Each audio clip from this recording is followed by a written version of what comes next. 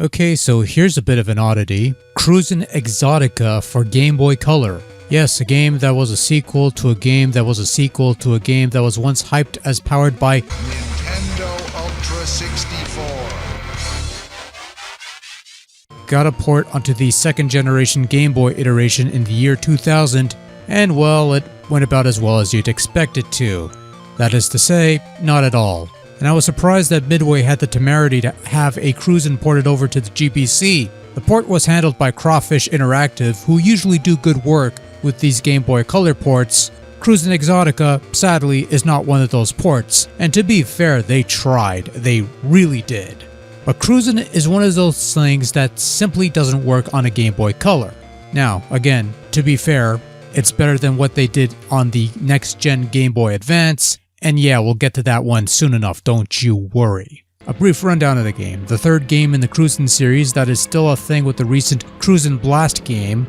Cruis'n Exotica features a number of tracks based on a variety of exotic locations, featuring a bunch of cars and things racing through them in crazy speeds, bouncy physics or lack thereof, far-out stunts, and lots of burnt nitrous. The N64 port of Exotica isn't exactly the best way to play the game, but it's still somewhat playable for what it is. Exotica was toned down considerably in terms of the gameplay, at least, in terms of the spectacle or whatnot, but the content's mostly in place. All 12 tracks have been retained somewhat, and you've got a total of 12-ish vehicles to choose from, with only a handful available from the start, and the rest unlocked by accumulating mileage earned through gameplay. There's no proper save feature via battery backup, but you can keep track of your accumulated mileage via passwords, which I'm sure is going to thrill many players who'd like to keep track of shit with notebooks worth of passwords in the base year of 2000. Anyway, Exotica is a racing game where the goal is to race past other cars and win the race, or at least finish in the top 3 before time runs out. You can do a wheelie by tapping the accelerator twice to get a quick speed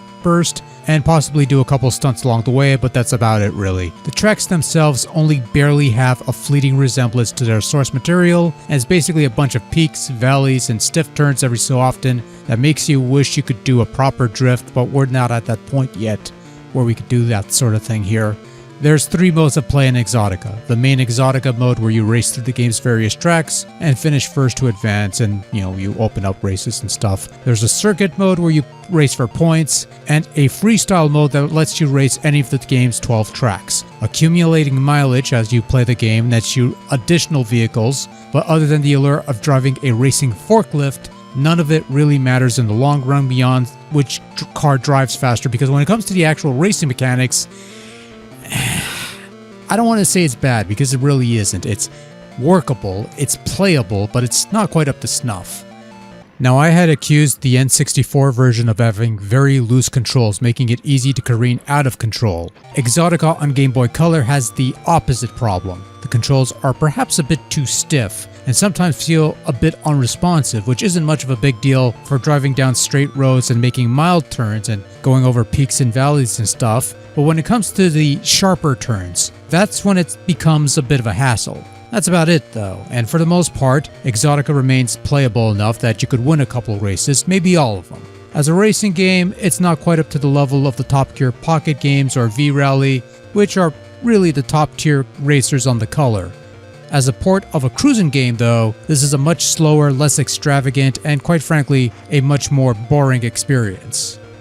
Exotica has some grainy graphics, a side effect of trying to recreate the visuals of the arcade game and not quite making it. The vehicles look kinda bland, and the tracks themselves can be best described as dusty roads on the bottom and generic backdrop on the top. It's not the prettiest looking game on the system, but here's where I give a modicum of credit, because the animation for the most part is pretty smooth in terms of the scaling, the peaks, the valleys and such, and the frame rate, while not fantastic, is consistent. So while it might not look particularly good, at the very least the performance is somewhat stable. It's not going to slow down, it's not going to go do anything, broken or anything. It runs at a steady pace. Probably not the pace that is suitable for a Cruis'n game, but suitable enough for the Game Boy Color and for something that works, or whatever the case may be. As for the audio, meh.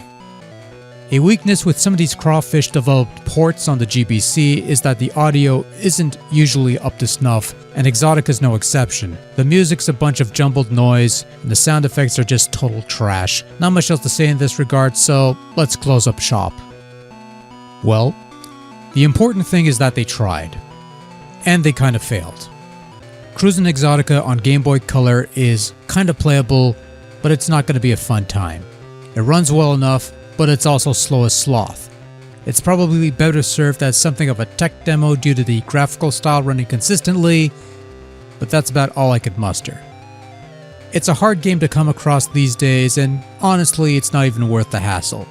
Skip this one and go play a proper cruising game elsewhere, whether it be finding the old arcade games or the N64 or Cruis'n Blast.